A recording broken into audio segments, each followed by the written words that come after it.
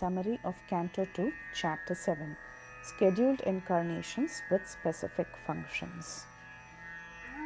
Various Guna, Leela, Manvantara and Avishavataras and Vibhutis of the Lord, along with their prime purpose of descent, is being described in this chapter. First, the incarnation of Varaha is discussed. Varaha, his activity is that he is the form of all sacrifices. He lifted the earth when it drowned into the Garbhodak ocean. He pierced the first demon Hiranyaksha with his tusk. Suyagnya, the son of Ruchi and Akuti, is then discussed. Suyagnya begot demigods headed by Suyama in the womb of Dakshina. As Indra, he diminished the miseries in the three worlds. He was called Hari by Swayambhuva Manu. Next, Kapila. Kapila is the son of Kardama Prajapati and Devahuti. He spoke the science of self-realization to his mother and liberated her in that very lifetime. Next is Dattatreya. Dattatreya appeared before Atri and said, "I have given myself to you." Therefore, he is Datta. Purified Yadu, Hayas, etc. by his dust, and they all obtained material and spiritual blessings from him. Next, the four Kumaras. The four Kumaras appeared when Brahma underwent austerities for creation. They clearly established the spiritual truth which was lost at the end of the previous Kalpa. Next, Naranarayana. Naranarayana was the son of Murti and Dharma.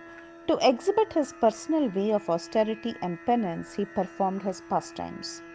Cupid and his associates could not break his vows at any situation.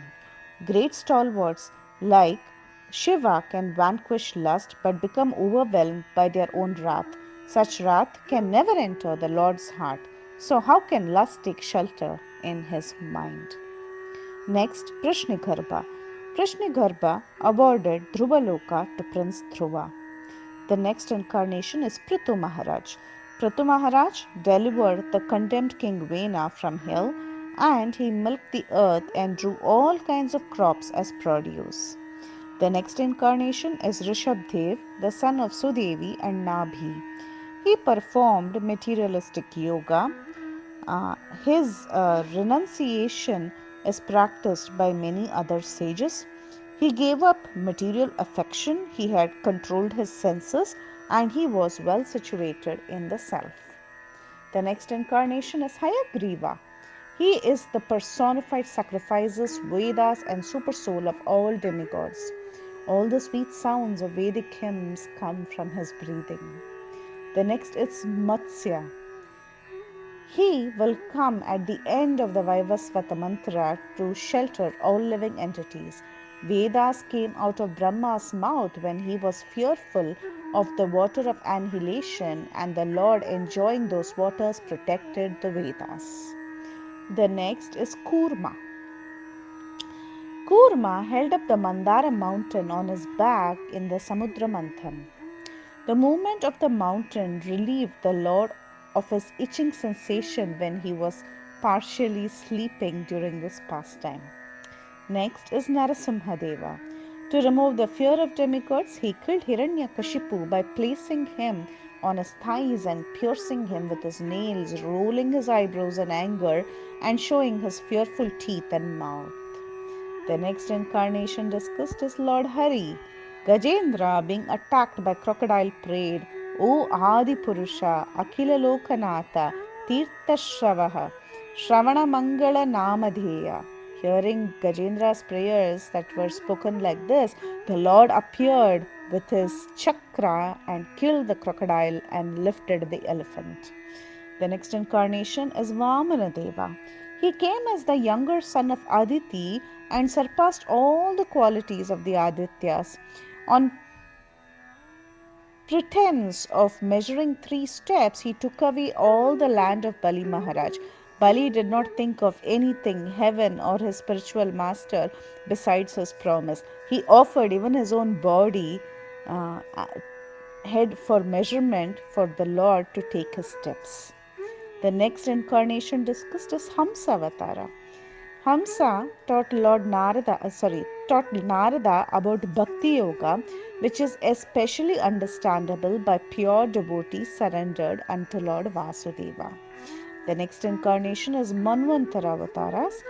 Manvantara Avataras come as descendant in the Manu dynasty in each Manvantara. They come to subdue miscreant rulers, and the Manvantara Avatara's glories is spread all over the three lokas. Next is Dhanvantari. Dhanvantari quickly cures the living entity's diseases by simply his fame. He is the cause of the long life for the demigods. He inaugurated the medical science called as Ayurveda in the universe. The next incarnation is Parshuram. He uprooted the Kshatriyas 21 times when they turned astray from the path of the absolute truth. The next incarnation is Lord Ramachandra, the son of Dasharath of the Ikshvaku dynasty. He went to the forest under his father's order. He vanquished Ravana. Being aggrieved for Sita Devi, he glanced over the ocean with red-hot eyes, and the ocean trembled in fear. And finally, he curbed the pride of Ravana along with his life air. The next is Lord Sri Krishna.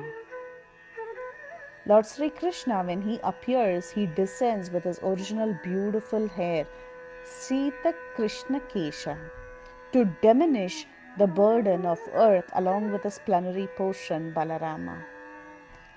The superhuman activities that Lord Krishna performed are impossible for anyone else to perform.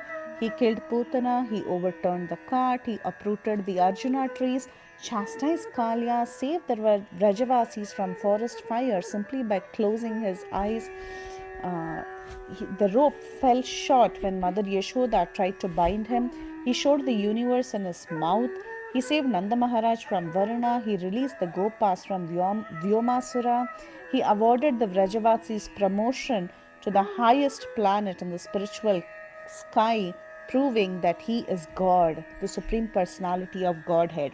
He stopped Indra Puja and held Govardhan Hill to protect the Vrajavasis when he was only 7 years old. He beheaded Shankachuda, who kidnapped the damsels. He killed so many demons, both in Vrindavan and outside Vrindavan, either personally or through his devotees like Baladev or Arjuna, and awarded them impersonal liberation or his own personal abode. The next is Vyasadeva. The Lord, considering his own compilation of the Vedas to be very difficult for less intelligent people, he will divide the Vedas into different branches for the people in Kali Yuga. The next is Buddha. He comes to bewilder the mind of the atheists and preaches sub-religious principles when atheists, being very well versed in the Vedas, destroy the planets. Jiva Goswami says that this Buddha appeared in a different Kali Yuga. The next incarnation discussed is Kalki. At the end of Kali Yuga, when there is no Harikatha, Brahmanas have become heretical.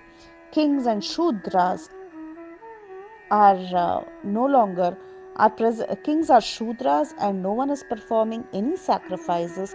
The Lord will appear as the supreme chastiser. Guna avatars include Lord Brahma at the time of creation, maintenance by Lord Vishnu, and annihilation by Lord Shiva. It is impossible to understand the greatness of Lord Vishnu without his mercy. No one can describe the Lord's greatness. Even if one is able to count the atomic particles in this world, one cannot describe the greatness of Lord Vishnu, who effortlessly extended his leg beyond the three worlds. Even Anantasesh could not reach the limits of Lord's glories with his 1,000 mouths. Only surrendered souls can know the Lord, that too by his mercy. Surrendered souls who know the Lord are great personalities, including Narada, Brahma, Shiva, Swayambhuva Manu, Ambarish Maharaj, Bhishma, Uddhava, Prahlad, Dhruva, Vidura, Arjuna, and many others who were successful in attracting the Lord's mercy. Even lower persons can know the Lord by a devotee's mercy. Not only they, even unqualified people They can also cross over the material ocean and know the Lord if they are inclined to surrender to the pure devotees and learn from them. The absolute truth is seen in three aspects as Paramatma, Bhagavan, and Brahman. Paramatma is the eternally peaceful, fearless, pure form of the Lord that bestows knowledge and is equal to all. Brahman is full of unlimited happiness, it is free from grief, and it is indescribable by words. It is the formless aspect of the Lord. Bhagavan is the complete understanding of the Supreme Lord. Maya, being ashamed, cannot even stand before the Lord. His Swarupa is inexpressible by words, although sometimes it is described by comparing it to visible objects so that his devotees can meditate on him. Bhagavan is the ultimate benefactor. It is not the Paramatma or Brahman. This means that the devotees of the Lord should not perform yoga or jnana for attaining their result, namely prema for the Lord. Rather, they should worship Bhagavan by bhakti.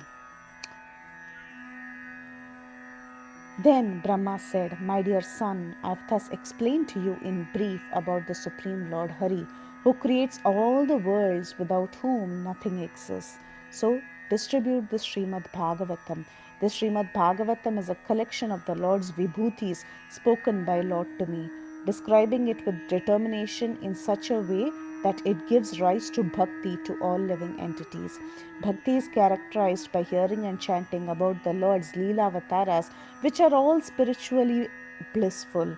But the pastimes of the Purusha Avataras dealing with Maya Shakti are all related to Maya. Should one describe Maya or should he not? The importance of understanding the creation pastimes is that if one constantly describes Maya in relation to the Lord, remembers Maya or hears about Maya with proper faith, he will not be bewildered by Maya. This ends the summary of the 7th chapter of Canto 2 titled Scheduled Incarnations. Hare Krishna.